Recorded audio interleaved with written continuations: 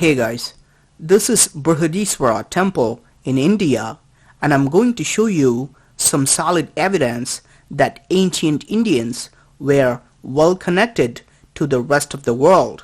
This temple was built in 1010 AD, so it is just over 8,000 years old. You can see plenty of gods and saints carved on the temple tower, but here you can see a European carved on the temple.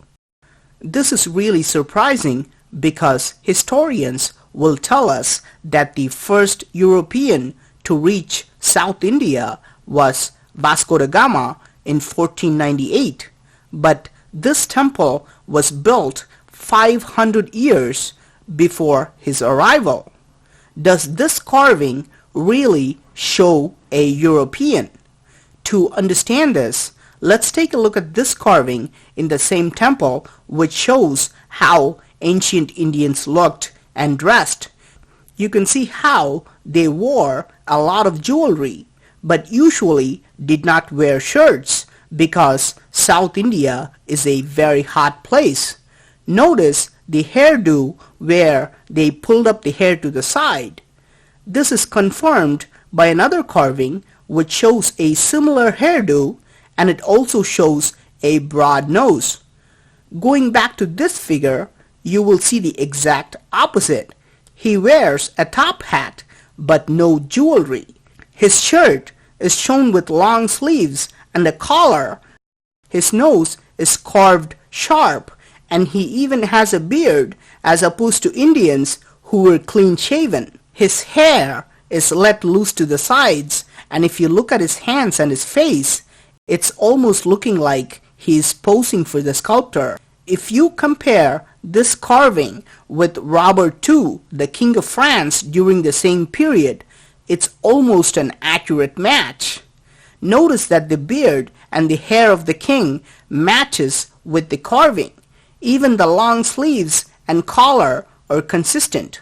The only difference is that the king is shown with a crown in Europe, and here he is shown with a hat.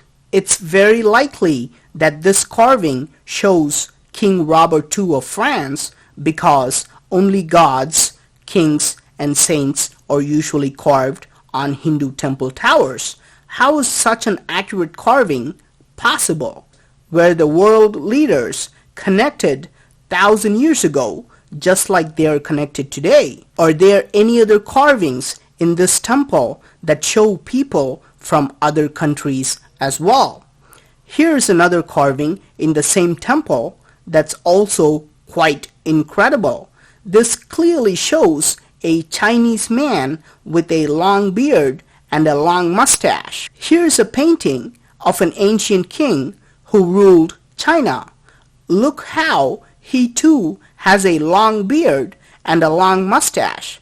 Remarkably, he wears a similar headdress in the painting, just like the carving shows. History tells us that the world was not connected before 1500s, but these carvings clearly show that the Indian king Raja had international connections on both sides of the world. How were these international communications possible without advanced technology? I hope you liked this video. I'm finding a lot of intriguing stuff like this, so please do subscribe to my channel. Thank you for watching, and talk to you soon.